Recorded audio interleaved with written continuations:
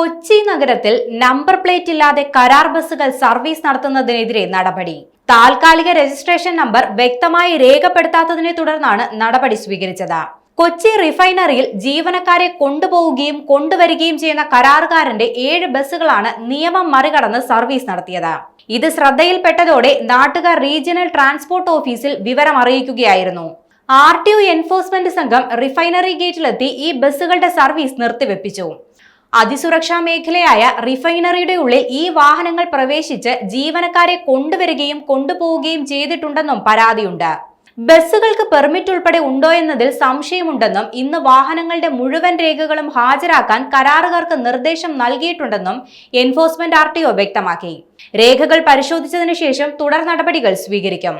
Number plate ഇല്ലാതെ വാഹനം റോഡിൽ ഇറക്കുന്നത് മോട്ടോർ വാഹന നിയമപ്രകാരം കുറ്റകരമാണ്. ഇത് ലംഘിച്ചുകൊണ്ടാണ് കൊച്ചി നഗരത്തിൽ നമ്പർ പ്ലേറ്റ് ഇല്ലാതെ 7ഓളം ബസ്സുകൾ സർവീസ് നടത്തിക്കൊണ്ടിരുന്നത്.